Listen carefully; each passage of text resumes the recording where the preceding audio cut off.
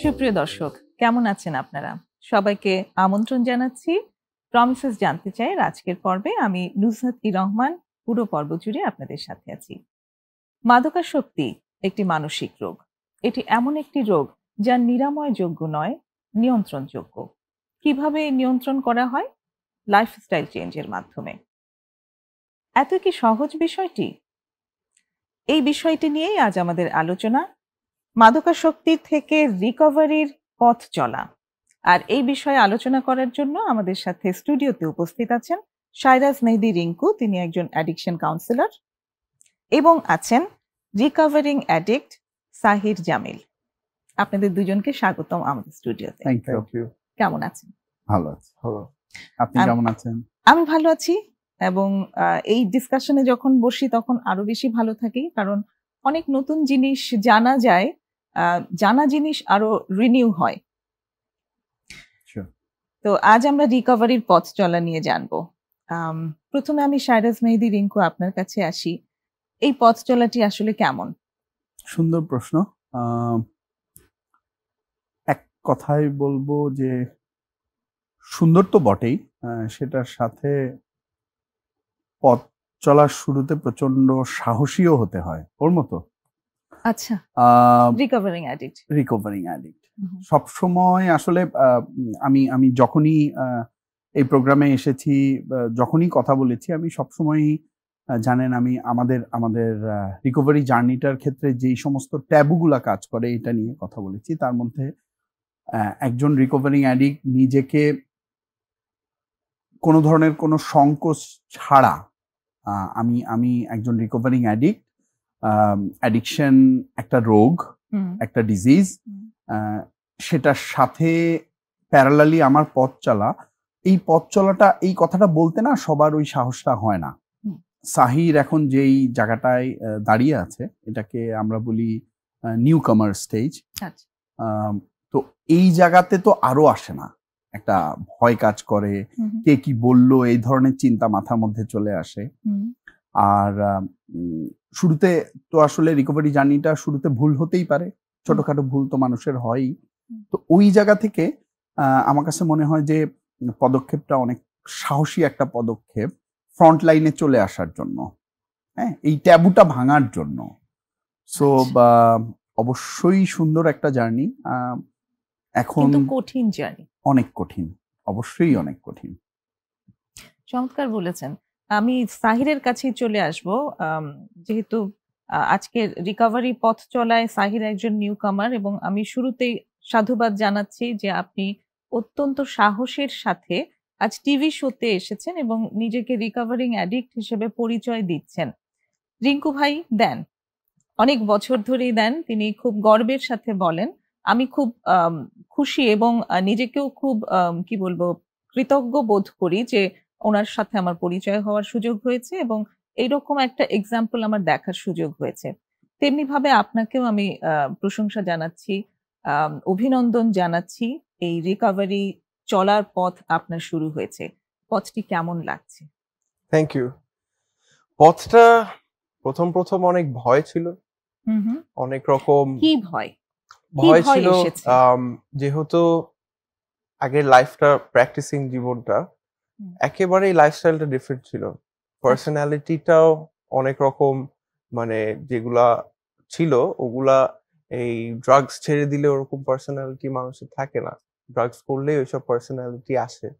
তারপরে অনেক রকম যেমন মিথ্যা কথা বলা, চিট করা, বেসিক্যালি লাইফটা একটা চোরের মতো লিড করা, যে যেটাই করি। হ্যাঁ, ওইটা ছিল বলতে কম হোক বেশি হোক সব জায়গাতেই ছিল।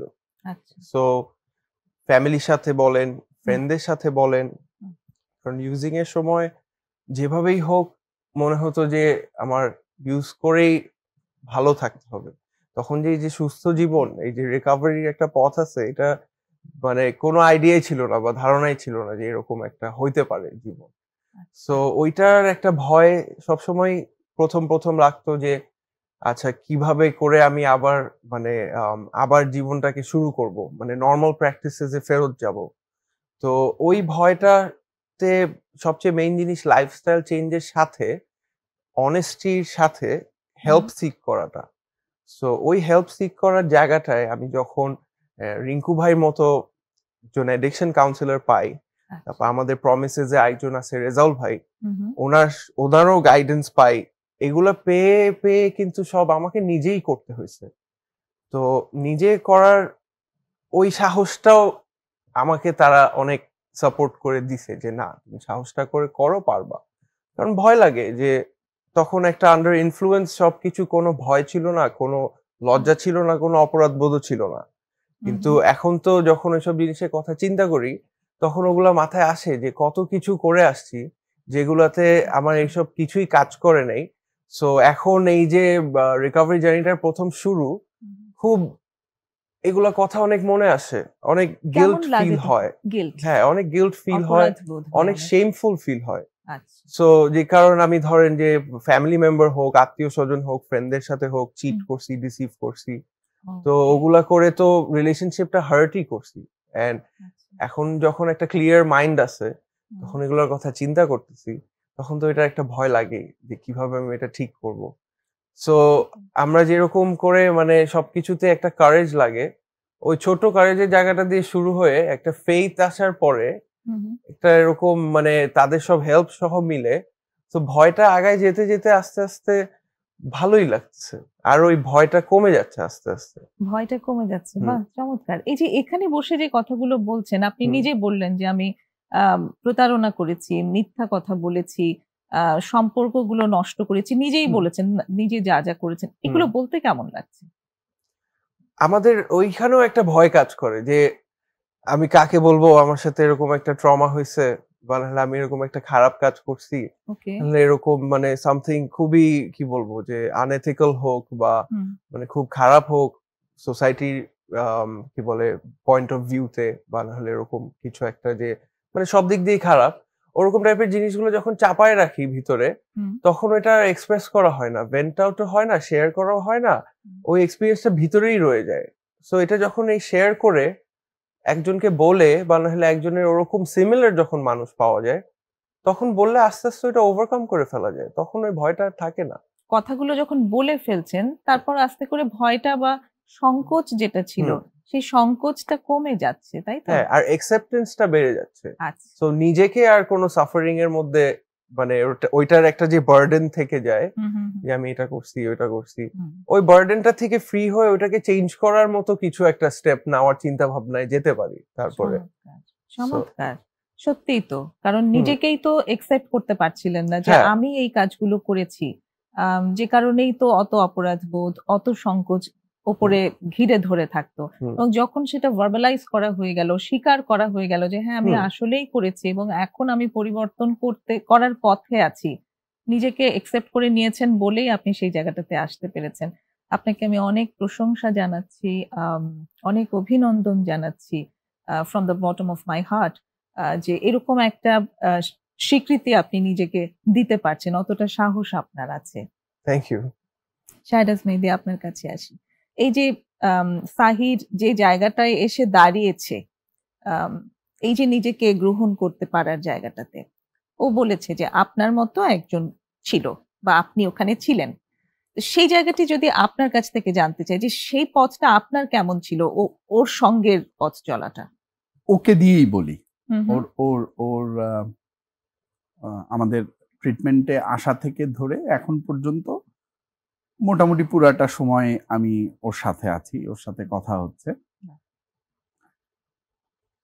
প্রত্যেকটা মানুষেরই না ট্রিটমেন্টে আসার সাথে সাথে ইচ্ছাটা হয় আচ্ছা আমি ছেড়ে দিব, কারণ কারণ বেশিরভাগ মানুষ তো না পারতে করে, ইচ্ছাটা থাকে আমি ছাড়বো কিন্তু কোনো উপায় থাকে না। ও যে হেল্প সিক করার কথাটা বললো, ওই হেল্পটা সবার জন্য অ্যাভেলেবল হয় না। যখন হেল্পটা পাওয়া যায় সেই হেল্পটাকে সঠিকভাবে কাজে লাগানোটাও একটা ফ্যাক্ট। নিশ্চয়ই। তো ওর ট্রিটমেন্টের শেষের দিকে এসে আমি ওর মধ্যে অনেক কনফিউশন দেখেছি, এই স্ট্রাগল গুলা আমি ওকে করতে দেখেছি। আচ্ছা, এরপরেরটুকু আমরা বিজ্ঞাপনের পরে শুনছি। জি, সুপ্রিয় দর্শক, একটা ছোট্ট বিরতি নিয়ে আমরা এখনই ফিরছি, আমাদের সাথে থাকুন।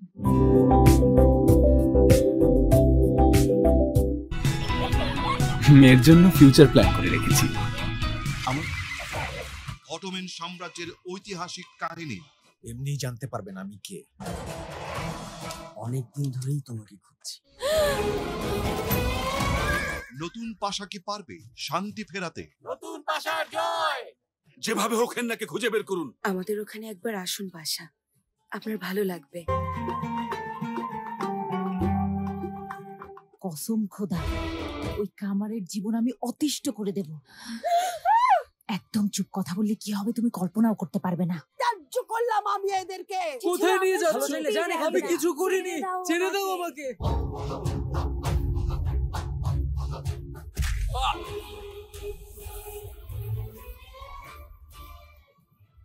দ্বন্দ্ব সংঘাত, হত্যা, রাজনীতি, প্রেম বিরহ, লোভ লালসার প্রতিচ্ছবি নিয়ে মিস্টার নুডলস নিবেদিত ধারাবাহিক সুলতানি হেরেম দেখবেন প্রতি শনি থেকে সোমবার রাত 8:30। বাংলা টিভি এলো রে, বাংলা টিভি এলো, লন্ডন শহরে বাংলা টিভি প্রকাশ পেল। আবার নতুন রূপে ফিরে আসছে বাংলা ভাষার প্রথম satellite TV channel Bangla TV Europe. এবার আরো আধুনিক ও দ্রুত সেবা দেওয়ার লক্ষ্যে বাংলা টিভি ইউরোপ প্রচারিত হবে অনলাইনে নিজস্ব ওটিটি প্ল্যাটফর্ম ঘুড্ডিতে। আপনার মোবাইল কিংবা ল্যাপটপে 24 ঘন্টার বিনোদন নিয়ে আসছে বাংলা টিভি ইউরোপ। আপনার বাড়ির অ্যান্ড্রয়েড বা স্মার্ট টিভিতে অ্যাপটি ডাউনলোড করেও দেখতে পাবেন বাংলা টিভি ইউরোপ। নাটক, সিনেমা, গান, টক শো, ধর্মীয়, স্বাস্থ্য, আইন আদালত, সংবাদ সহ প্রতিদিন আপনার পাশে থাকবে ইউরোপে বাঙালিদের প্রিয় চ্যানেল বাংলা টিভি ইউরোপ। অনলাইনে বিনা খরচে একসাথে পাবেন সবকিছু। ভীষণ ব্যস্ততার মাঝে আপনার প্রশান্তি বাংলা টিভি। আপনার বাবা সে কোথায় আছে এখন, কি অবস্থায় আছে? আমরা বিগত 10 থেকে 12 বছরের মতো ওনাকে খোঁজাখুঁজি করতেছি, এখন পর্যন্ত আমরা ওনার কোনো সন্ধান পাইনি। আপনার ভাই আসলে কিভাবে নিখোঁজ হয়েছিল? আমার ভাইকে নামানোর পর চোখ বাঁধা ছিল আর কালো কাপড় দিয়ে। আল্লাহ তাআলা চাইলে হয়তোবা আমার ভাই চলে আসবে ইনশাআল্লাহ। তো 27 তারিখ রাত 12টা কি 11টার দিকে কিছু মানুষ আমাদের বাসায় যায়। মানে এরকম একটা অবস্থা, আমাদের যে দরজায় একটা ডোরবেল থাকে যেটা দিয়ে আমরা দেখতে পারি বাড়ি কেউ আছে কিনা, সেই জিনিসটা তারা বন্ধ করে রেখেছে। ছেলে ফিরে আসার জন্য আপনার কি মনে হয়? বাবা রে, কি মনে হয়, একটা সন্তান হারা মায়ের যে কত যন্ত্রণা, একটা সন্তানকে পাওয়ার জন্য যে মায়ের কত সাধনা। গত 15 বছরের সেই সব নিষ্পেষণ এবং যাতনার কথা নিয়ে আমরা সাজিয়েছি আমাদের বিপন্ন সময় নামের এই আজকের অনুষ্ঠান। বিপন্ন সময় দেখবেন প্রতি বৃহস্পতিবার রাত 8:30। সে গল্প কখনো দুঃখের, কখনো সুখের। আমার মা মারা যাওয়ার 2 মাস পরে আমার আব্বু আবার বিয়ে করে। এই গল্পের মধ্যে থাকে নানান উত্থান, নানান পতন। বাবার স্বপ্ন বাবাকে বাড়ি করে দেয়, ইনশাআল্লাহ কিছুদিন পরে বাবাকে বাড়ি করে দেবে। আমারও অনেক সার্টিফিকেট থাকবে, আমি একটা জায়গায় গিয়ে দাঁড়াবো যেখান থেকে পিছন থেকে আমাকে দেখে বলবা যে হ্যাঁ এ আমাদের বাড়ির কেউ ছিল। বলে বোঝাইতে পারবো না, আমি টোটালি প্রায় 3 মাসের মতো গড়বন্দি ছিল। কেউ বা কখনো বা এতটাই হেরে যান যে আর ঘুরে দাঁড়াতে পারেন না। বাইক অ্যাক্সিডেন্টে মারা যায়। মাসে 50 লাখ টাকার মতো হয়তো, এখন 1 কোটি টাকা চলে আসছে। আগুনটা লেগেছিল আমার গোডাউন। কত টাকার মাল ছিল এখানে? প্রায় 70 লাখ টাকা প্লাস। নিজেকে একটু অন্য উচ্চতায় নিয়ে যাওয়ার জন্য সে উদ্যোক্তা হওয়ার স্বপ্ন দেখেছে। এবং আমাদের বাড়ি ছিল রাস্তার পাশে, অনেক মানুষ লঞ্চ থেকে নেমে চলে যাচ্ছে, কিন্তু আমার বাবা। মানুষের আনন্দ বেদনা ও সাফল্য গাথা নিয়ে অনুষ্ঠান আমার গল্প দেখবেন প্রতি বুধবার বিকেল 4টায়। প্রবাসী ভাই বোনদের বিভিন্ন স্বার্থ সংশ্লিষ্ট বিষয় নিয়ে কথা বলি। ব্রিটেনে কত সাল থেকে শুরু হয়েছিল? ফুল ওয়েজেসটা তারা কিন্তু দিয়ে দিত বাংলাদেশ স্বাধীন হওয়ার জন্য। আর কি কি জায়গা আমাদের ডেভেলপ করা উচিত হার্ড স্কিল? এনএসডিএ থেকে আমরা যে কারিকুলাম আমরা এখন ফলো করছি, আমি বিশ্বাস করি যে তারা দেশের বাইরে গিয়ে ভালো থাকবে। ভাষার দক্ষতা উন্নয়ন করার জন্য পদ্ধতিগুলো কি? যে কোনো ভাষা শেখার ক্ষেত্রে আমাদের শুরু করা উচিত লিসনিং দিয়ে। নতুন বাজার সৃষ্টি আমাদের কতটুকু হচ্ছে? যে একটা রেগুলার মার্কেট রিসার্চের জায়গা দরকার এখানে, সেটা সরকারিভাবেই দরকার, যেহেতু এটা একটা দীর্ঘ সময়ের একটা ব্যাপার। মালয়েশিয়াতে কবে গিয়েছিলেন এবং কিভাবে আপনি এই ব্যবসার সঙ্গে সম্পৃক্ত হলেন? বিভিন্ন সেক্টরে, যেমন ম্যানুফ্যাকচারিং, কনস্ট্রাকশন, এই দুটো সেক্টর হচ্ছে সবচেয়ে বেশি। তারপর থার্ড নাম্বার হচ্ছে প্ল্যান্টেশন। থাইল্যান্ডে ব্যবসার বিষয়টি আসলো আপনার? থাইল্যান্ডের বিভিন্ন সুযোগ সুবিধা, থাইল্যান্ডের মানুষের ব্যবহার, ওখানকার ব্যবসায়িক সেটআপ দেখে আমি 2015 সালে প্রবাসীদের স্বার্থ সংশ্লিষ্ট বিষয় নিয়ে সরাসরি অনুষ্ঠান প্রবাস সংলাপ দেখবেন প্রতি শনিবার রাত 9:30 বাংলা টিভির নিয়মিত আয়োজন প্রবাসে বাংলার মতো অনুষ্ঠান। প্রবাসীদের জন্য এক্স্যাক্টলি আমি এই পর্যন্ত যুদ্ধ করে আসছি বলা চলে। হ্যাঁ, বাংলাদেশকে রিপ্রেজেন্টেটিভ করতে হবে আমাদের ইটালিতেও। যারা বাংলাদেশ থেকে আসতে চায়, কোনো বিষয়ে জানবার প্রয়োজন হয়, আমরা তার কাছে ছুটে গেছি। আপনার মতো সবারই মনের একই ধরনের এর কারণ কি এবং এর উত্তরণের উপায় কি? অনেক সেক্টর বন্ধ হয়ে গেছে, অনেকে ব্যবসা বাণিজ্য বন্ধ হয়ে গেছে। এখানে রাজনীতিতে যখন ভূমিকা রাখা যায় তখন বাংলাদেশের সম্মানকে আরো বেশি বুলন্দিত করা যায়।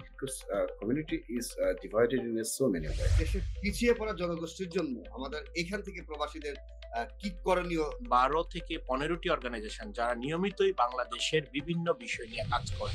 প্রবাসী বাংলাদেশীদের সমসাময়িক বিষয় নিয়ে ইউরোপ, আমেরিকা, আফ্রিকা ও এশিয়ার নানা দেশ থেকে আলোচনা অনুষ্ঠান প্রবাসী বাংলার মুখ দেখবেন প্রতি শনি থেকে বৃহস্পতিবার বাংলাদেশ সময় রাত 2টায়।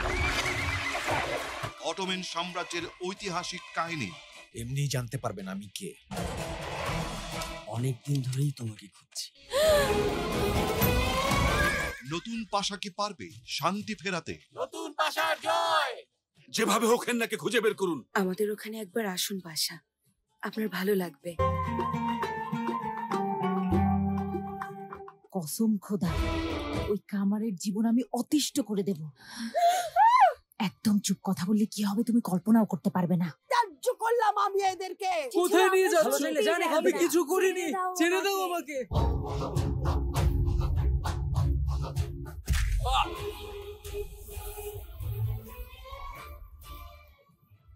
দ্বন্দ্ব সংঘাত, হত্যা, রাজনীতি, প্রেম বিরহ, লোভ লালসার প্রতিচ্ছবি নিয়ে মিস্টার নুডলস নিবেদিত ধারাবাহিক সুলতানি হেরেম দেখবেন প্রতি শনি থেকে সোমবার রাত 8:30। বাংলা টিভি এলো রে, বাংলা টিভি এলো, লন্ডন শহরে বাংলা। জানতে চান সৌজন্যে প্রমিসেস মেডিকেল লিমিটেড। আপনারা দেখছেন প্রমিসেস জানতে চাই, সঙ্গে আছি আমি নুজহাত রহমান। আর আমাদের আলোচ্য বিষয় রিকভারি পথ চলা।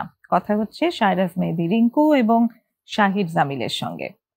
শায়রাজ মেহেদী, আপনার সাথে যে আলোচনাটাই ছিলাম বিজ্ঞাপনের আগে, সেটি ছিল সাহিরের সঙ্গে যে আপনার পথ চলা, তার সুস্থতার পথে, সেই পথের বিবরণ বলছিলেন। জি, আমি যে জায়গাটায় ছিলাম সেটা হচ্ছে যে ওই কমপ্লেক্স গুলা, যখন যে কনফিউশন গুলা যখন তৈরি হয়, ওই জায়গাটাতে আমি ওকে দেখেছি। আমাদের জায়গা থেকে আমরা ওকে সমাধান তো দিতে পারি না। আমরা যেটা করেছি যে এটা হলে এটা হতে পারে, তুমি এটা করলে এটা হতে পারে, এটা করলে এটা হতে পারে। এবং আমি নিজে একজন রিকভারিং অ্যাডিক্ট হিসাবে এই প্রবলেমের ক্ষেত্রে আমি আসলে এটা করেছিলাম। তোমার পছন্দ হলে তুমি এই রাস্তা নিতে পারো, না হলে তুমি তোমার মতো করতে পারো। এটাই তো সর্বোচ্চ আমরা বলতে পারি, এবং ওকে ওইভাবেই বলা হয়েছে। এবং he is doing good, I guess. মানে ও বেশ কিছুদিন হলো, খুব বেশি দিনও হয়নি, বেরোলো। এখন পর্যন্ত ছোটখাটো অনেক ধরনের অনেক স্ট্রাগল ছিল এবং সেগুলো সে সুন্দরভাবে হ্যান্ডেল করছে। আমাদের প্রমিসেসের সাথে রেগুলার যোগাযোগ রাখছে। ও বেরোনোর সময় ওকে আমরা যেই অ্যাকশন প্ল্যান দিয়েছি সেটা সবগুলা মেনটেন করছে। ওকে বেরোনোর আগে একটা কমিটমেন্ট দেয়া হয়েছিল যে তুমি উইকলি এতদিন প্রমিসেসে আসবা, তুমি বাসায় থাকবা, বাট আমাদের দুপুরে যেই থেরাপি ক্লাসটা হয় এই ক্লাসটা এসে করবা। তো আমি ওকে কোনো কিছু চাপিয়ে দিতে চাইনি। আমি যেটা বললাম, তোমার পক্ষে যেটা পসিবল হয় তুমি সেই কমিটমেন্টটা নিবা, যে উইকলি কত চাও। তো শুরুতে আমি 5 দিন বলার পরে ও বললো যে ভাইয়া 4 দিন করেন। এবং ওকে, তোমার কমিটমেন্ট যদি 4 দিন হয় তো এটা 4 দিনই থাকবে। আই গেস ও তো বোধহয় 4 দিনের বেশি আসছে এখন পর্যন্ত। ও অলমোস্ট প্রত্যেক দিনই আসে, বাট কমিটমেন্টের জায়গাটা 4 দিনে সুন্দর করছে। এবং আশা রাখি যদি নিয়ম কানুন মেনটেন করে ও সামনের দিকে এগোতে থাকে অবশ্যই পসিবল। আচ্ছা, একজন অ্যাডিকশন কাউন্সিলর হিসেবে একজন রিকভারিকে দেওয়া প্রথম মানে ভাইবটা কি থাকে আপনার দিক থেকে? আমার নিজের লাইফটা, অনেকের কাছে মনে হয় যে ড্রাগস ছাড়া লাইফটা খুব ডাল, খুব ড্রাই। আমার আশেপাশে যতগুলা মানুষ থাকে যারা রিকভারিং অ্যাডিক্ট, এদের প্রত্যেককে না আমি আমার লাইফের আসল রংটা বোঝানোর চেষ্টা করি। আমার ভাইবটা থাকে যে আমার লাইফটা তো ডাল না, বরং একটা মানুষ ড্রাগ নিয়ে, অ্যালকোহল নিয়ে যতটা মজা করে তার থেকে অনেক বেশি পরিমাণ মজা আমি করি। তার কারণ কেউ যদি ড্রাগ নিয়েই থাকে, সে তো আসলে উপভোগ করার মতো মানসিকতায় থাকে না। সে মনে করছে সে উপভোগ করছে, কিন্তু সে তো আসলে মজাটা নিতে পারছে না। সেটা একটা গান শোনার ক্ষেত্রেও যেরকম, সেটা কোনো জায়গায় যে গল্প করার ক্ষেত্রেও সেই একই কথা। বাট আমি তো পারি, কারণ আমার মাথা, আমার চিন্তা চেতনা তো সুস্থ। আচ্ছা, তার মানে আপনি একজন রোল মডেল হন তাদের সামনে? আমি ঠিক জানি না, সেটা চেষ্টাটা থাকে, সেটাই চেষ্টা তো অবশ্যই থাকে। যেটা মডেল করছি সেটা তোমরা চাইলে ফলো করতে পারো, কারণ এটা আমি এনজয় করছি। দারুণ। এই ব্যাপারটা সাহির কি বলবেন, যে এই যে একজন রোল মডেল চোখের সামনে যখন দেখলেন আপনি, how was it to you? দেখেন, থ্যাংক ইউ। এটা আসলে কিরকম, আমি যখন অ্যাডিক্টেড ছিলাম তখন অনেক সময় ধরে আমি চেষ্টা করেছি ছাড়ার, নিজে অনেক রকম জিনিস করে, জায়গা চেঞ্জ করে, কোম্পানি চেঞ্জ করে, অ্যাক্টিভিটিস চেঞ্জ করে, ডাক্তার দেখায়, অনেক রকম ওষুধ খেয়ে, অনেক রকম কি বলবো, মানে এমন কিছু অপশন যেগুলো মানে নাই, ওগুলাও আনার চেষ্টা করছি যে আমি একটু হেল্প করতে চাই নিজেকে, কারণ এটা এরকম লাইফ না। কোনো কিছুতেই কোনো কিছু হয়নি, ঘুরে ফিরে ওই একই অবস্থায়। তো যখন আমি আমার যেই সাবস্টেন্স, আমার যেই কি বলে অ্যাডিকশন, ওরকম রকম সেম আমি একটা মানুষ দেখলাম, একটা থেকে তারপরে 2টা দেখলাম, তারপর আস্তে আস্তে বাড়লো। এটা আমার জন্য একটা ইন্সপিরেশন ছিল যে ওনারাও আমার মতো same, no matter the substance. আমার হয়তো ওই টাইমে একটু চুজি ছিলাম যে আচ্ছা, ও হয়তো ওইটা খায়, ও ঠিক আছে, ও আমারটা বুঝবে না। এই হয়তো এটা খায়, ও ঠিক আছে, আমারটা বুঝবে না। বাট বিহেভিয়ার গুলা সবারই সেম, ওগুলা করে। সো যখন আমি পাইলাম এরকম রিঙ্কু ভাইকে, আরো কয়েকজনকে, আমার জন্য তখন আরো ফিউচারের একটা মানে হোপের মতো চলে আসলো যে তারা যদি এত বছর এরকম করে থাকতে পারে, তাহলে আমার পক্ষেও সম্ভব। কারণ তার আগে যে এত কিছু করে যখন সম্ভব হলো না, তখন তো হোপটা ওয়াজ ভেরি লো, যে এটা মনে হয় হবে না, আমাকে কেউ বুঝে না, আমি একদম ডিফারেন্ট, আমার কোনো চান্স নাই। আমি জাস্ট শুনছি, দেখছি, পড়ছি, এগুলো মনে হয় ফেরি টেলই হয়, এগুলো এরকম হয় না। বাট চোখের সামনে জলজ্যান্ত একটা মানুষ যখন এরকম আসে, এর থেকে আর প্রুফ কি হইতে পারে? সামনে যখন যেটা প্রুফ আছে, তখন তো ওইটা ডিনাই করার কোনো মানেই হয় না। আর নিজের কাছে যখন মনে থেকে এটা খুঁজছি, চাচ্ছি, এটা একটা পাইলাম, তখন তো অনেক বড় ইন্সপিরেশন, অনেক বড় একটা পরে সাপোর্ট হয়ে দাঁড়ালো। So definitely a person to look up to and also a role model. Wonderful. তার মানে একজন রোল মডেল খুব ইফেক্টিভ একটা ভূমিকা রাখে এই রিকভারি জার্নিতে। ওকে, একটু আর কিছু ইনফরমেশন জানতে চাই। আপনি কতদিন চিকিৎসা করালেন? 6 মাস। 6 মাস আপনি চিকিৎসা করালেন। এটা আপনার মনে হয় যে এটা মানে সাফিসিয়েন্ট, যথেষ্ট হয় এতে, নাকি মানে কম বা বেশি হলেও ঠিক ছিল বা আছে? আমার কাছে মনে হয় যে চিকিৎসাটা তো নেসেসারি, ডেফিনেটলি যারা চাচ্ছে তাদের জন্য খুবই নেসেসারি। তো আমাদের প্রমিসেস যে প্রোগ্রামটা, এটা লাইফ ম্যানেজমেন্ট প্রোগ্রাম। সো লাইফটা যাদের আনম্যানেজেবল হয়ে যায় এগুলোর কারণে, তাদের তো জরুরি অবশ্যই হওয়া, কারণ হ্যাবিট ফর্মিং এর ব্যাপার আছে, আমাদের নতুন জিনিসপত্র শিখার ব্যাপার আছে। তো এক একজনের এক এক রকম সময় লাগে। আমার কাছে মনে হয়েছে যে 6 মাস আমার জন্য যতটুকু আমি নিতে পারছি প্রোগ্রামটা থেকে, ততটুকু 6 মাসে আমি যথেষ্ট নিতে পারছি। 6 মাস প্রোগ্রামটা করার পরে অনেকে থাকে যে অনিচ্ছুক, আচ্ছা গেলাম করলাম ঠিক আছে, নেওয়ার মতো কিছু না, শুনলো বাস চলে আসলো। সো ওইটা যে অপরচুনিটিটা যে পাওয়া যায় এই প্রোগ্রামটা করার সময় নিজের উপরে কাজ করার, ওইটা যখন একবার রিয়েলাইজেশন আসবে তখন প্রোগ্রাম 6 মাস হোক আর 1 মাস হোক যাই হোক, ওই নিজের থেকেই ওটা চলে আসবে, নিজের থেকেই ওই সুস্থ থাকার ইচ্ছাটা আসতে হবে। না হলে ওই প্রোগ্রাম এসেই করে এগুলা করে কেউ তো আর বলে দিতে পারবে না আপনি কি করবেন বা আপনার সমস্যা কি। রোবটের মতো তো আর চলা যাবে না, কিন্তু নিজেই করতে হবে। আমার একটু খুব উৎসাহ হচ্ছে জানার, আমি খুবই কিউরিয়াস যে কেমন ছিল আসলে এই 6 মাস আপনার জন্য? খুবই ভালো ছিল, খুবই ভালো ছিল ইন দ্য সেন্স যে প্রমিসেস এর মতো এত ভালো একটা জায়গায় এরকম ভালো ভালো অ্যাডিকশন কাউন্সিলর প্লাস ওখানে স্টাফ, ওখানে সবাই যারা আছে সবার সাথে খুবই ফ্রেন্ডলি, খুবই সাপোর্টিভ, এন্ড প্লাস ভিতরে আরো যারা পেশেন্টরা আছে তারাও খুব ভেরি লাইক মাইন্ডেড, সবাই একসাথে মিলে একজন আরেকজনকে সাপোর্ট করে এই এত বছর অ্যাডিকশনের পরে যখন আমি এরকম একটা সাপোর্ট পেলাম, সো ন্যাচারালি আমি একটা ভালোর দিকে আগে গেছি। তো সেই জায়গাটাতে আপনি অত্যন্ত সাহস নিয়ে যেহেতু এসেছেন, সেজন্য আমি আসলে ওই জায়গাটা ধরে রাখতে পারছি না যে আমিও চাই যে আমাদের দর্শকরা একটু হলেও জানুক যে আসলে কেমন হয় এই চিকিৎসার ভেতরে থাকতে।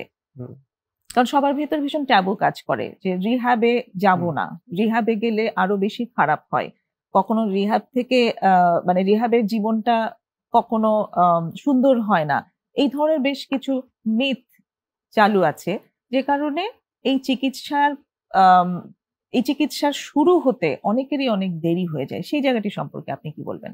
যে একজন যে রিহ্যাবে যায় সে তো নিশ্চয়ই এরকম খারাপ, সে তো নিশ্চয়ই অনেক মানে আর কি খুব খারাপ পর্যায়ে চলে গেছে, তাকে এরকম রিহ্যাবে দিয়ে দিতে হয়েছে, রিহ্যাবে থেকে আসছে, আচ্ছা সে তো নিশ্চয়ই প্রবাবলি টর্চার করে, রিহ্যাবে টর্চার হয়েছে, শুকায় গেছে, বা না হলে এরকম চেঞ্জ হয়ে গেছে, নিশ্চয়ই কিছু একটা হয়েছে। এন্ড অন্যরা যারা বাইরে ধরেন সোশ্যালি খাচ্ছে বা সোশ্যালি ইউজ করছে, তাদেরকে মনে হয় খুব ভালো, আরে ওরা তো ফাংশনিং, সব ঠিক আছে, ওরা খায় তো কি সমস্যা, ওরা তো সবই ঠিক আছে, ওরা খুব সুন্দর মতো কাজ টাজ করে সেই করে একটু ড্রিঙ্ক করতেছে বা হলে একটু স্মোক করতেছে, ওগুলা কোনো প্রবলেমই না। তো ও রিহ্যাব থেকে আসছে আর ওখানে এমন একটা ভাব যে মনে হয় রিহ্যাবে মনে হয় ড্রাগস দেয়, হ্যাঁ এরকমই একটা স্টেরিওটাইপ আছে। সো এই জায়গাটা আমারও ছিল। তো যখন ব্যাপারটা অ্যাকচুয়ালি চিন্তা করে দেখলাম যে রিহ্যাব মানে তো নট জাস্ট দ্যাট, রিহ্যাবিলিটেশন মানে এটা তো হচ্ছে কি মানে কি বলে পুনর্বাসন করা। সো ওই হ্যাবিটটা ছাড়ানোর জন্য ডেফিনেটলি আমাকে ওইটা দিবে না এট লিস্ট। আর এরকম মানে পুনর্বাসন মানে শাস্তি না, যে শাস্তির ভেতর দিয়ে যেতে হবে, শাস্তি না, আমাকে কয়েদখানায় থাকতে হচ্ছে সেটা তা নয়। ইনফ্যাক্ট বাইরে থেকে ইউজিং লাইফটা আরো বেশি শাস্তি, যে আমি এরকম কিসে একটা মাদকের কাছে পুরো আটকাই গেছি, আমি কোথাও যেতে পারি না, কিছু করতে পারি না, আমাকে এটার কাছেই বারবার ফেরত যেতে হয়, যেটা আমার কোনো রিলেশনশিপ মেনটেন করতে হোক বা নাহলে আমার লাইফ প্রপারলি মানে চালু রাখতে হোক। সো ওইভাবে করে যখন রিহ্যাবে গেলাম, করে যখন আমি আমাদের প্রোগ্রামের মধ্যে আছে সকালে উঠে একসাথে খাওয়া দাওয়া করা, আমি একটা ছোট বিরতি নিয়ে এসে ওই লাইফটা সম্পর্কে জানি। Thank you. প্রিয় দর্শক, একটা ছোট্ট বিরতি নিচ্ছি, ফিরে আসছি খুব অল্প সময়ের ভেতরে।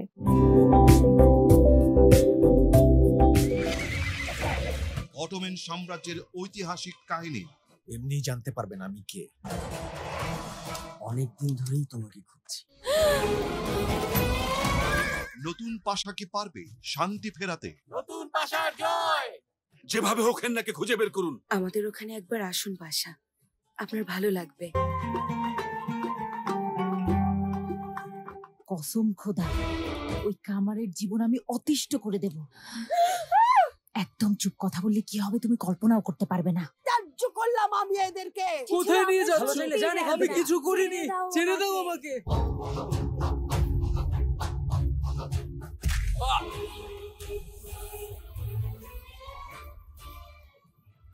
দ্বন্দ্ব সংগ্রাম হত্যা, রাজনীতি, প্রেম বিরহ, লোভ লালসার প্রতিচ্ছবি নিয়ে মিস্টার নুডলস নিবেদিত ধারাবাহিক সুলতানি হেরেম দেখবেন প্রতি শনি থেকে সোমবার রাত 8:30 বাংলা টিভি এলো রে, বাংলা টিভি এলো, লন্ডন শহরে বাংলা টিভি প্রকাশ পেল।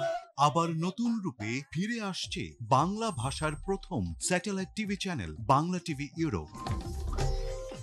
এবার আরো আধুনিক ও দ্রুত সেবা দেওয়ার লক্ষ্যে বাংলা টিভি ইউরোপ প্রচারিত হবে অনলাইনে নিজস্ব ওটিটি প্ল্যাটফর্ম ঘুটটিতে। আপনার মোবাইল কিংবা ল্যাপটপে 24 ঘন্টার বিনোদন নিয়ে আসছে বাংলা টিভি ইউরোপ। আপনার বাড়ির অ্যান্ড্রয়েড বা স্মার্ট টিভিতে অ্যাপটি ডাউনলোড করেও দেখতে পাবেন বাংলা টিভি ইউরোপ। নাটক, সিনেমা, গান, টক শো, ধর্মীয়, স্বাস্থ্য, আইন আদালত, সংবাদ সহ প্রতিদিন আপনার পাশে থাকবে ইউরোপে বাঙালিদের প্রিয় চ্যানেল বাংলা টিভি ইউরোপ।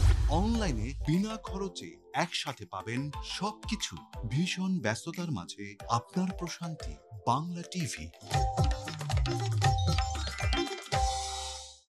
আপনার বাবা সে কোথায় আছে এখন, কি অবস্থায় আছে? আমরা বিগত 10 থেকে 12 বছরের মতো ওনাকে খোঁজাখুঁজি করতেছি, এখন পর্যন্ত আমরা ওনার কোনো সন্ধান পাইনি। আপনার ভাই আসলে কিভাবে নিখোঁজ হয়েছিল? আমার ভাইকে নামানোর পর চোখ বাঁধা ছিল আর কালো কাপড় দিয়ে। আল্লাহ তাআলা চাইলে হয়তো বা আমার ভাই চলে আসবে ইনশাআল্লাহ। তো 27 তারিখ রাত 12টা কি 11টার দিকে কিছু মানুষ আমাদের বাসায় যায়। মানে এরকম একটা অবস্থা, আমাদের যে দরজায় একটা ডোরবেল থাকে যেটা আমরা দেখতে পারি বাড়ি কেউ আছে কিনা, সেই জিনিসটা তারা বন্ধ করে রেখেছে। ছেলে ফিরে আসার জন্য আপনার কি মনে হয়? বাবা রে, কি মনে হয়, একটা সন্তান হারা মায়ের যে কত যন্ত্রণা, একটা সন্তানকে পাওয়ার জন্য যে মায়ের কত সাধনা। গত 15 বছরের সেই সব নিষ্পেষণ এবং যাতনার কথা নিয়ে আমরা সাজিয়েছি আমাদের বিপন্ন সময় নামের এই আজকের অনুষ্ঠান। বিপন্ন সময় দেখবেন প্রতি বৃহস্পতিবার রাত 8:30। সে গল্প কখনো দুঃখের, কখনো সুখের। আমার মা মারা যাওয়ার 2 মাস পরে আমার আব্বু আবার বিয়ে করে। এই গল্পের মধ্যে থাকে নানান উত্থান, নানান পতন। আমার বাবার স্বপ্ন বাবাকে বাড়ি করে দেওয়া। ইনশাআল্লাহ কিছুদিন পরে বাবাকে বাড়ি করে দেব। আমারও অনেক সার্টিফিকেট থাকবে। আমি একটা জায়গায় গিয়ে দাঁড়াবো যেখান থেকে পিছন থেকে আমাকে দেখে বলবা যে হ্যাঁ এ আমাদের বাড়ির কেউ ছিল। বলে বোঝাইতে পারবো না, আমি টোটালি প্রায় 3 মাসের মতো গড়বন্দি ছিল। কেউ বা কখনো বা এতটাই হেরে যান যে আর ঘুরে দাঁড়াতে পারেন না। বাইক অ্যাক্সিডেন্টে মারা যায়। মাসে 50 লাখ টাকার মতো হয়তো, এখন 1 কোটি টাকা চলে আসছে। আগুনটা লেগেছিল আমার গোডাউন। কত টাকার মাল ছিল এখন? প্রায় 70 লাখ টাকা প্লাস। নিজেকে একটু অন্য উচ্চতায় নিয়ে যাওয়ার জন্য সে উদ্যোক্তা হওয়ার স্বপ্ন দেখেছি। এবং আমাদের বাড়ি ছিল রাস্তার পাশে, অনেক মানুষ লঞ্চ থেকে নেমে চলে যাচ্ছে, কিন্তু আমার বাবা। মানুষের আনন্দ বেদনা ও সাফল্য গাথা নিয়ে অনুষ্ঠান আমার গল্প দেখবেন প্রতি বুধবার বিকেল 4টায়। প্রবাসী ভাই বোনদের বিভিন্ন স্বার্থ সংশ্লিষ্ট বিষয় নিয়ে কথা বলি। ব্রিটেনে কত সাল থেকে শুরু হয়েছিল? ফুল ওয়েজেসটা তারা কিন্তু দিয়ে দিত বাংলাদেশ স্বাধীন হওয়ার জন্য। আর কি কি জায়গা আমাদের ডেভেলপ করা উচিত হার্ড স্কিল? এনএসডিএ থেকে আমরা যে কারিকুলাম আমরা এখন ফলো করছি, আমি বিশ্বাস করি যে তারা দেশের বাইরে গিয়ে ভালো থাকবে। ভাষার দক্ষতা উন্নয়ন করার জন্য পদ্ধতিগুলো কি? যে কোনো ভাষা শেখার ক্ষেত্রে আমাদের শুরু করা উচিত লিসনিং দিয়ে। নতুন বাজার সৃষ্টি আমাদের কতটুকু হচ্ছে? যে একটা রেগুলার মার্কেট রিসার্চের জায়গা দরকার এখানে, সেটা সরকারিভাবেই দরকার, যেহেতু এটা একটা দীর্ঘ সময়ের একটা ব্যাপার। মালয়েশিয়াতে কবে গিয়েছিলেন এবং কিভাবে আপনি এই ব্যবসার সঙ্গে সম্পৃক্ত হলেন? বিভিন্ন সেক্টরে যেমন ম্যানুফ্যাকচারিং, কনস্ট্রাকশন, এই দুটো সেক্টর হচ্ছে সবচেয়ে বেশি। তারপর 3rd নম্বর হচ্ছে প্ল্যান্টেশন। থাইল্যান্ডে ব্যবসার বিষয়টি আসলো আপনার? থাইল্যান্ডের বিভিন্ন সুযোগ সুবিধা, থাইল্যান্ডের মানুষের ব্যবহার, ওখানকার ব্যবসায়িক সেটআপ দেখে আমি 2015 প্রবাসীদের স্বার্থ সংশ্লিষ্ট বিষয় নিয়ে সরাসরি অনুষ্ঠান প্রবাস সংলাপ দেখবেন প্রতি শনিবার রাত 9:30। বাংলা টিভির নিয়মিত আয়োজন প্রবাসে বাংলার অনুষ্ঠান। প্রবাসীদের জন্য এক্স্যাক্টলি আমি এই পর্যন্ত যুদ্ধ করে আসছি বলা চলে। হ্যাঁ, বাংলাদেশকে রিপ্রেজেন্টেটিভ করতে হবে আমাদের ইটালিতেও। যারা বাংলাদেশ থেকে আসতে চায়, কোনো বিষয় জানবার প্রয়োজন হয়, আমরা তার কাছে ছুটে গেছি। আপনার মতো সবারই মনের একই ধরনের একটা। এর কারণ কি? এবং এর উত্তরণের উপায় কি? অনেক সেক্টর বন্ধ হয়ে গেছে, অনেকে ব্যবসা বাণিজ্য বন্ধ হয়ে গেছে। এখানে রাজনীতিতে যখন ভূমিকা রাখা যায় তখন বাংলাদেশের সম্মানকে আরো বেশি বুলন্দিত করা যায়। Because community is divided in so many ways. দেশের পিছিয়ে পড়া জনগোষ্ঠীর জন্য আমাদের এখান থেকে প্রবাসীদের কি করণীয়? 12 থেকে 15টি অর্গানাইজেশন যারা নিয়মিতই বাংলাদেশের বিভিন্ন বিষয় নিয়ে কাজ করে। প্রবাসী বাংলাদেশের সমসাময়িক বিষয় নিয়ে ইউরোপ, আমেরিকা।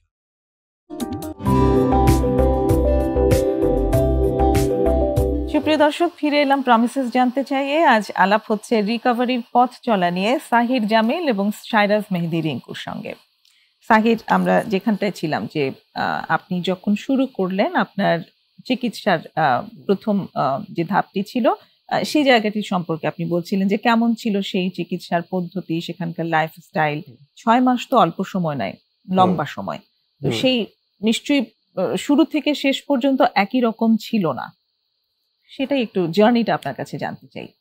প্রথম জার্নিটাতেও খুব সর্ট অফ ভয়ই লাগতো, কি হবে না হবে, কি করব না করব। রিহ্যাবে চলে আসলাম, তাতেই সুস্থ হয়ে যাব।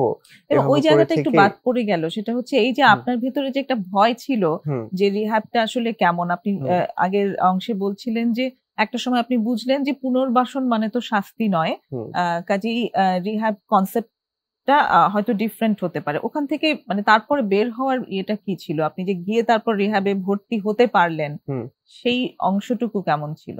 ওই পার্টটাও ছিল যাওয়ার আগে একটু খবর টবর নিয়ে কিরকম কি একটু দেখে, এটা ইম্পর্টেন্ট। এটা খুবই ইম্পর্টেন্ট, কারণ একটা জায়গায় সবার একটা স্ট্যান্ডার্ড থাকে, একটা লাইফস্টাইল থাকে। সো ওই জায়গাটা যখন মেনটেন করে সে তার নিজেকে সময় দিতে পারে, তখন ওইসব জিনিসগুলোর টেনশনটা না থাকলে, ওইসব জিনিসগুলোর ওয়ারিটা না থাকলে নিজের উপর সময়টা আরো খুব ইজিলি দেওয়া যায়। সো ওইভাবে করে যখন ভিতরে মানুষগুলো কিরকম হতে পারে গিয়ে একটু ভিজিট করে বা নাহলে এরকম জেনে বুঝে দেখে, তখন আরো ইজিয়ার ছিল। তখন আরো যে একটা অ্যান্টিসিপেশন ছিল যে হয়তো বা খারাপ হবে বা এক্সপিরিয়েন্সটা অত ভালো হবে না, ওইটা অতটা থাকে না। তখন ইজিলি মিশা যায়, তখন ইজিলি সবারটা বোঝা যায় যে না, ও তো আমার মতনই। সো তখন খুবই ওইটা যখন বুঝতে পারা যায় যে সবাই একই রকম, তখন বয়স হোক বা কারো কোনো সাবস্টেন্স হোক বা যেটাই হোক, ওইটা মাঝখানে আর আসে না। তখন সবাই tries to work on themselves and নিজে একজন আরেকজনকে হেল্প করে সুস্থ হওয়ার চেষ্টা করে। তো ওখানে যেমন আমরা সকালে উঠে আমরা খুব সুন্দর একসাথে সবাই মিলে খেতাম, আমরা তারপরে জিম করতাম, আমরা তারপরে প্রোগ্রাম করতাম, আমরা তারপরে কি বলে আমাদের থেরাপি হল আছে, ওখানে আমরা সব এনজয় করতাম। থেরাপি হলে গেমস, কনসোল, গেমিং কনসোল, বই টই, পড়াশোনা মানে বই আছে, অনেক কিছু। সো ইভেন একসাথে সবাই মিলে গ্রুপ অ্যাক্টিভিটিস করা। সবাই যখন এতদিন ইউজিং এর পরে তো পুরো সব ফ্যামিলি থেকে সরে আসে, মানে রিলেশনশিপ সব থেকে সরে আসে, নিজেকে পুরো গুটায় ফেলা হয়। তো যখন এরকম একই রকম মানুষ পাওয়া যায়, একই রকম অনেকজনকে একসাথে পাওয়া যায়, তখন লাইফটা এত মজা হয় যে এরকম অনেকে মনে করে যে আমরা তো বন্দি ভিতরে, এসে এটা নিয়ে খারাপ লাগে। হ্যাঁ, ওই জায়গাটাই আমি আসতে চাইছিলাম যে সবই আছে অনেক কিছু, কিন্তু আপনি তো বেরোতে পারছেন না, আপনি তো চাইলেই আপনার প্রিয়জনের সাথে যোগাযোগ করতে পারছেন না। এটা কেমন ছিল? এই জিনিসটা ছিল একটু তো স্বাভাবিকভাবেই খারাপ লাগতো, সবারই ওটা লাগে, কারণ ওই টাইমটা অনেক ইমোশনাল যায়, ওই টাইমটাতে আস্তে আস্তে ফিলিংস গুলা ফেরত আসে। তখন গিয়ে সব মানে আপনজন যাদের থেকে গুটায় নেওয়া হয়েছে তাদের কথা আবার মনে পড়ে। তো তখন তো সবারই একই রকম হচ্ছে, সবাই একসাথে শেয়ার করে সবাইকে আস্তে আস্তে মুভ প্যাস দ্যাট, ওইটাকে মনে রেখে মানে ওইটাকে তারপরে আরো অন্য জিনিসে মুভ অন করে, একসাথে আরো মজা করা যায়। মানে ওখানে একটা গ্রুপ থেরাপি হয়, তাই তো? হ্যাঁ, গ্রুপ থেরাপি হয়, সবগুলো থেরাপি গ্রুপে হয়। তাছাড়া আমাদের ক্লাস হয়, আমাদের শেয়ারিং হয়, আমাদের গেমস হয়।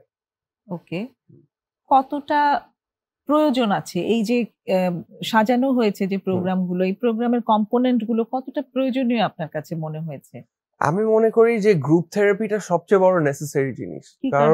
কারণটা হচ্ছে গিয়ে যখন সবারই কিন্তু ঘুরায় ফিরে প্রবলেমটা একই, আচ্ছা, চয়েস অফ সাবস্টেন্স হয়তো বা ডিফারেন্ট, বিহেভিয়ারটা একই, প্রবলেমটা একই। সো যখন একটা গ্রুপের সাথে থাকা যায় যাদের একই রকম, আপনি আপনার নিজের প্রবলেমটাও তাদের সাথে রিফ্লেক্ট করতে পারবেন, কম্পেয়ার করতে পারবেন। কি সুবিধা তাতে? হ্যাঁ, ওই সুবিধাটা হচ্ছে গিয়ে ধরেন যে হয়তোবা তারটা হচ্ছে গিয়ে 19 আমারটা 20, হ্যাঁ, জিনিসটা ঘুরে ফিরে একই রকম। তার মানুষের লাইফের মানুষগুলো ডিফারেন্ট, জায়গাগুলো ডিফারেন্ট, বিহেভিয়ার গুলা কিন্তু সব একই রকম। ঘুরে ফিরে উইথ টাইম এটাই দেখা যায়, যখন আরো মানুষজন আসে প্রোগ্রাম করতে, তখন তাদের মধ্যে নিজেকেই দেখা যায় যে আমি 6 মাস আগে ওখানে ছিলাম। সেটা কেমন লাগে আসলে? তখন মনে হয় যে তখন অ্যাকচুয়ালি ভালো লাগে যখন প্রগ্রেস গুলা দেখা যায়। ওকে, 6 মাস আগে আমি ওখানে ছিলাম, 6 মাস পরে আমি অনেক প্রোগ্রেস করেছি, এটা ফিল করা যায়। হ্যাঁ, আচ্ছা, আর এরকম তখন ধরেন যে একটা জিনিস যেটা নিয়ে আমি খুব চিন্তা করতেছি যে আমি এটা কিভাবে করব, কিভাবে সলভ করব, কিভাবে চিন্তা করব, আরেকজনেরটা শুনে আরেকজনেরটা যখন একটা ফিডব্যাক নেওয়া যায়, তখন এটাও, কারণ তারাও কিন্তু খুব চালাক, তারাও কিন্তু অনেক বুঝে। আমিও যেমন যখন নেশা করতাম মনে করি আমি সবকিছু বুঝি, আমি খুব চালাক। সো ওই জায়গাটা নেশা করাতে রিসোর্সটা যেত, এখন সুস্থ থাকাতে যখন রিসোর্সটা যাচ্ছে তখন অ্যাকচুয়ালি ভালো ভালো আউটকাম আসে। যে আমাকে বলতে পারে যে আমি আচ্ছা আমার এই জিনিসটাতে সমস্যা হয়, আমার এই জিনিসটাতে প্রবলেম, আমি কি করতে পারি, আমার তো এটা একটা বড় ঝামেলা মনে হচ্ছে। তখন তারা বলতে পারে যে দেখো তুমি এভাবে না করে এভাবে করতে পারো, এভাবে ট্রাই করে দেখতে পারো, তাহলে হয়তো বা তোমার হতে পারে ভালো।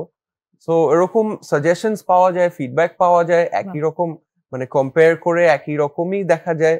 সো তখন আরো বন্ডিংটাও বেটার হয়, এন্ড রিকভারির মানে জার্নিতে একটা সাপোর্টও পাওয়া যায়, যে না আমার সাথেই একটা আমি এমপ্যাথিও পেলাম, আমার সাথে একটা সাপোর্টও পাচ্ছি।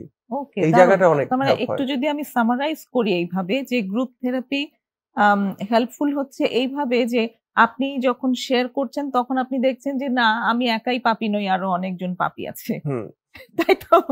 সেই জায়গাটাতে একটা ভ্যালিডেশন পাওয়া আছে, আমি একা না, এই একটা ভ্যালিডেশন থাকে। দ্বিতীয়টি হচ্ছে অনেক অপশন পাওয়া যাচ্ছে, যে আমি একা মাথায় যে প্রবলেমটাতে পড়েছি, সে একা মাথায় আমি যা ভাবছি, সে আমি একটা হয়তো পথ বের করতে পারি, কিন্তু আরো 10 জন যখন বলছে সেখানে 10টা অপশন পাওয়া গেল, 10টা সাজেশন, সেটা খুব হেল্পফুল। একটা এমপ্যাথেটিক গ্রুপ পাওয়া যায়, এবং এই যে গ্রুপটি থাকে সেই গ্রুপের সবাই যেহেতু গোত্রের, সবাই একে অন্যের ব্যথাটা বুঝতে পারে। এবং খুব ইম্পর্টেন্ট একটি দিক হচ্ছে যে নিজে কতটুকু প্রোগ্রেস করেছি সেই প্রোগ্রেসটা টের পাওয়া যায়। দারুণ দারুণ, চমৎকার।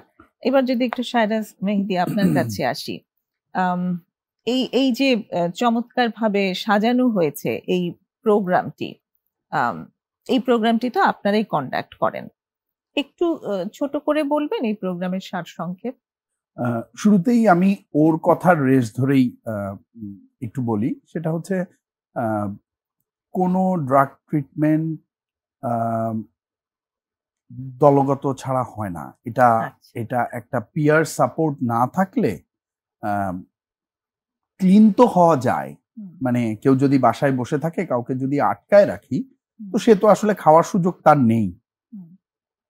কিন্তু রিকভারিতে থাকতে হলে এবং রিকভারিতে থেকে স্বাভাবিক জীবনযাপনের জন্য আমাকে আমার পিয়ার সাপোর্ট লাগবেই, একটা সেলফ হেল্প গ্রুপ লাগবে, একটা সাপোর্ট সিস্টেম লাগবে।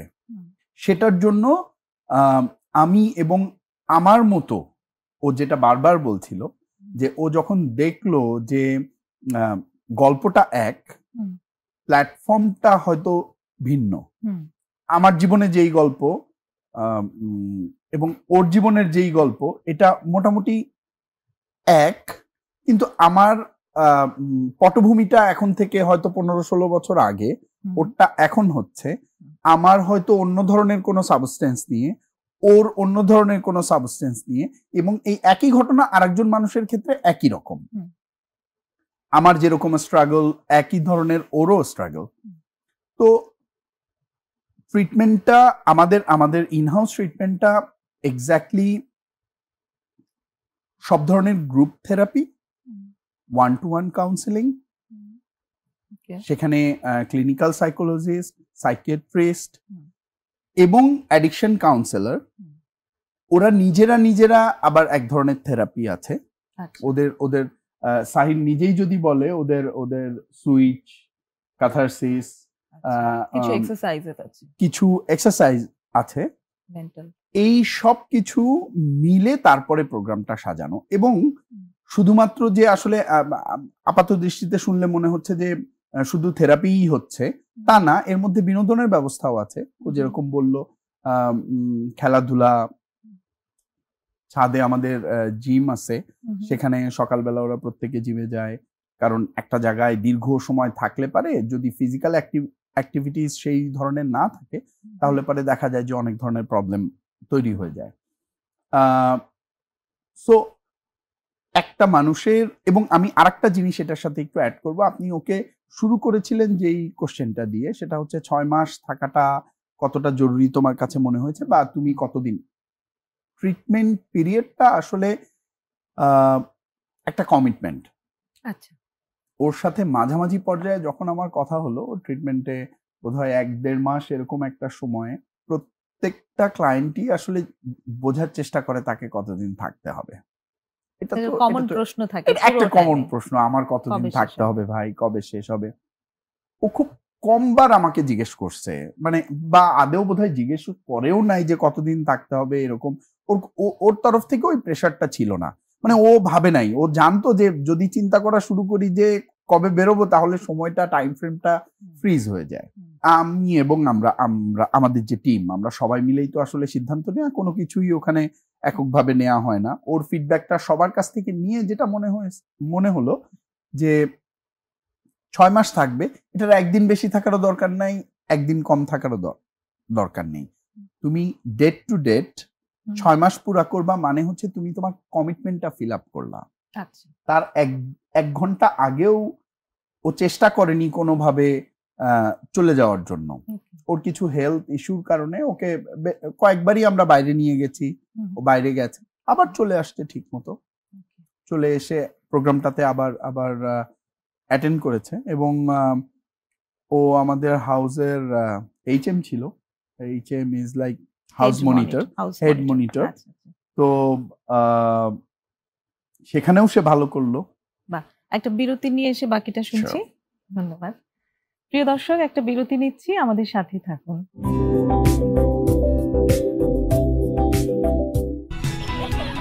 মেয়ের জন্য ফিউচার প্ল্যান করে রেখেছি। আমার ফাইনাল অটোমান সাম্রাজ্যের ঐতিহাসিক কাহিনী। এমনি জানতে পারবেন আমি কে। অনেকদিন ধরেই তোমাকে খুঁজছি। নতুন পাশা কি পারবে শান্তি ফেরাতে? নতুন পাশার জয়! যেভাবে হোক হেন্নাকে খুঁজে বের করুন। আমাদের ওখানে একবার আসুন পাশা, আপনার ভালো লাগবে। কসম খোদা, ওই কামারের জীবন আমি অতিষ্ঠ করে দেব। একদম চুপ, কথা বললে কি হবে তুমি কল্পনাও করতে পারবে না। ত্যায্য করলাম আমি এদেরকে। কোথায় নিয়ে যাচ্ছ? আমি কিছু করিনি, ছেড়ে দাও আমাকে।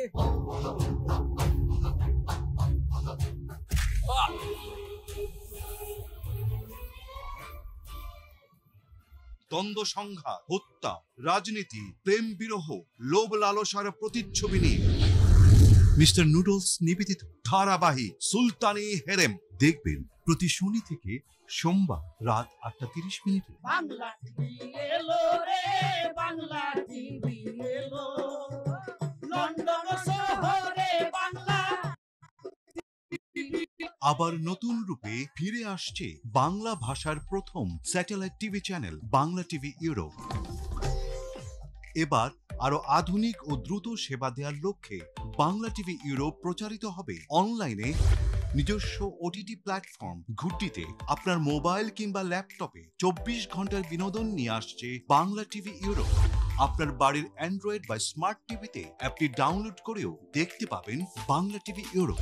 নাটক, সিনেমা, গান, টক শো, ধর্মীয়, স্বাস্থ্য, আইন আদালত, সংবাদ সহ প্রতিদিন আপনার পাশে থাকবে ইউরোপে বাঙালিদের প্রিয় চ্যানেল বাংলা টিভি ইউরোপ। অনলাইনে বিনা খরচে একসাথে পাবেন সবকিছু। ভীষণ ব্যস্ততার মাঝে আপনার প্রশান্তি বাংলা টিভি। আপনার বাবা সে কোথায় আছে এখন, কি অবস্থায় আছে? আমরা বিগত 10 থেকে 12 বছরের মতো ওনাকে খোঁজাখুঁজি করতেছি, এখন পর্যন্ত আমরা ওনার কোনো সন্ধান পাইনি। আপনার ভাই আসলে কিভাবে নিখোঁজ হয়েছিল? আমার ভাইকে নামানোর পর চোখ বাঁধা ছিল আর কালো কাপড় দিয়ে। আল্লাহ তাআলা চাইলে হয়তো বা আমার ভাই চলে আসবে ইনশাল্লাহ। তো 27 তারিখ রাত 12টা কি 11টার দিকে কিছু মানুষ আমাদের বাসায় যায়, মানে এরকম একটা অবস্থা, আমাদের যে দরজায় একটা ডোরবেল থাকে যেটা দিয়ে আমরা দেখতে পারি বাড়ি কেউ আছে কিনা, সেই জিনিসটা তারা বন্ধ করে রেখেছে। ছেলে ফিরে আসার জন্য আপনার কি মনে হয়? বাবা রে, কি মনে হয়, একটা সন্তান হারা মায়ের যে কত যন্ত্রণা, একটা সন্তান পাওয়ার জন্য যে মায়ের কত সাধনা। গত 15 বছরের সেই সব নিষ্পেষণ এবং যাতনার কথা নিয়ে আমরা সাজিয়েছি আমাদের বিপন্ন সময় নামের এই আজকের অনুষ্ঠান। বিপন্ন সময় দেখবেন প্রতি বৃহস্পতিবার রাত 8:30 সে গল্প কখনো দুঃখের, কখনো সুখের। আমার মা মারা যাওয়ার 2 মাস পরে আমার আব্বু আবার বিয়ে করে। এই গল্পের মধ্যে থাকে নানান উত্থান, নানান পতন। আমার বাবার স্বপ্ন বাবাকে বাড়ি করে দেয়, ইনশাআল্লাহ কিছুদিন পরে বাবাকে বাড়ি করে দেবে। আমারও অনেক সার্টিফিকেট থাকবে, আমি একটা জায়গায় গিয়ে দাঁড়াবো যেখান থেকে পিছন থেকে আমাকে দেখে বলবা যে হ্যাঁ এ আমাদের বাড়ির কেউ ছিল। বলে বোঝাইতে পারবো না, আমি টোটালি প্রায় 3 মাসের মতো গড়বন্দি ছিল। কেউ বা কখনো বা এতটাই হেরে যান যে আর ঘুরে দাঁড়াতে পারেন না। বাইক অ্যাক্সিডেন্টে মারা যায়। মাসে 50 লাখ টাকার মতো হয়তো, এখন 1 কোটি টাকা চলে আসছে। আগুনটা লেগেছিল আমার গোডাউন। কত টাকার মাল ছিল এখানে? প্রায় 70 লাখ টাকা প্লাস। নিজেকে একটু অন্য উচ্চতায় নিয়ে যাওয়ার জন্য সে উদ্যোক্তা হওয়ার স্বপ্ন দেখেছে। এবং আমাদের বাড়ি ছিল রাস্তার পাশে, অনেক মানুষ লঞ্চ থেকে নেমে চলে যাচ্ছে, কিন্তু আমার বাবা। মানুষের আনন্দ বেদনা ও সাফল্য গাথা নিয়ে অনুষ্ঠান আমার গল্প দেখবেন প্রতি বুধবার বিকেল 4টায়। প্রবাসী ভাই বোনদের বিভিন্ন স্বার্থ সংশ্লিষ্ট বিষয় নিয়ে কথা বলি। ব্রিটেনে কত সাল থেকে শুরু হয়েছিল ফুল ওয়াইজেসটা তারা কিন্তু দিয়ে দিত বাংলাদেশ স্বাধীন হওয়ার জন্য। আর কি কি জায়গা আমাদের ডেভেলপ করা উচিত হার্ড স্কিল? এনএসডি থেকে আমরা যে কারিকুলাম আমরা এখন ফলো করছি, আমি বিশ্বাস করি যে তারা দেশের বাইরে গিয়ে ভালো থাকবে। ভাষার দক্ষতা উন্নয়ন করার জন্য পদ্ধতিগুলো কি? যে কোনো ভাষা শেখার ক্ষেত্রে আমাদের শুরু করা উচিত লিসনিং দিয়ে। নতুন বাজার সৃষ্টি আমাদের কতটুকু হচ্ছে? যে একটা রেগুলার মার্কেট রিসার্চের জায়গা দরকার এখানে, সেটা সরকারিভাবেই দরকার, যেহেতু এটা একটা দীর্ঘ সময়ের একটা ব্যাপার। মালয়েশিয়াতে কবে গিয়েছিলেন এবং কিভাবে আপনি এই ব্যবসার সঙ্গে সম্পৃক্ত হলেন? বিভিন্ন সেক্টরে, যেমন ম্যানুফ্যাকচারিং, কনস্ট্রাকশন, এই দুটো সেক্টর হচ্ছে সবচেয়ে বেশি। তারপর 3rd নম্বর হচ্ছে প্ল্যান্টেশন। থাইল্যান্ডে ব্যবসার বিষয়টি আসলো আপনার? থাইল্যান্ডের বিভিন্ন সুযোগ সুবিধা, থাইল্যান্ডের মানুষের ব্যবহার, ওখানকার ব্যবসায়িক সেটআপ দেখে আমি 2015 প্রবাসীদের স্বার্থ সংশ্লিষ্ট বিষয় নিয়ে সরাসরি অনুষ্ঠান প্রবাস সংলাপ দেখবেন প্রতি শনিবার রাত 9:30। বাংলা টিভির নিয়মিত আয়োজন প্রবাসে বাংলার মতো অনুষ্ঠান। প্রবাসীদের জন্য এক্স্যাক্টলি আমি এই পর্যন্ত যুদ্ধ করে আসছি বলা চলে। হ্যাঁ, বাংলাদেশকে রিপ্রেজেন্টেটিভ করতে হবে আমাদের ইটালিতেও। যারা বাংলাদেশ থেকে আসতে চায়, কোনো বিষয় জানবার প্রয়োজন হয়, আমরা তার কাছে ছুটে গেছি। আপনার মতো সবারই মনের একই ধরনের একটা, এর কারণ কি এবং এর উত্তরণের উপায় কি? অনেক সেক্টর বন্ধ হয়ে গেছে, অনেকে ব্যবসা বাণিজ্য বন্ধ হয়ে গেছে। এখানে রাজনীতিতে যখন ভূমিকা রাখা যায় তখন বাংলাদেশের সম্মানকে আরো বেশি বুলন্দিত করা যায়। Because community is divided in so many ways. দেশের পিছিয়ে পড়া জনগোষ্ঠীর জন্য আমাদের এখান থেকে প্রবাসীদের কি করণীয়? 12 থেকে 15টি অর্গানাইজেশন যারা নিয়মিতই বাংলাদেশের বিভিন্ন বিষয় নিয়ে কাজ করে। প্রবাসী বাংলাদেশিদের সমস্যা।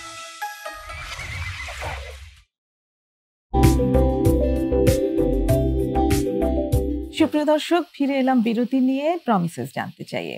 আজ কথা হচ্ছে শায়রাজ মেহেদী রিঙ্কু এবং সাহির জামিলের সঙ্গে রিকভারির পথ চলা নিয়ে। শায়রাজ মেহেদী, আপনার সাথে আলোচনা হচ্ছিল শাহিরের প্রগ্রেস সেটা নিয়ে। সো ওইটাই আমি আবারও ওর জায়গাটাই আসি। ও একটা ফিলিং এর কথা বললো না, ও যখন 3 মাস 4 মাসে আসলো ট্রিটমেন্টের, তখন যারা নতুন ঢুকলো ট্রিটমেন্টের জন্য তাদেরকে দেখে ওর একটা ফিলিং হলো যে 3 মাস আগে 4 মাস আগে আমি ওই জায়গাটাই ছিলাম, ওই স্ট্রাগলটার মধ্যে ছিলাম।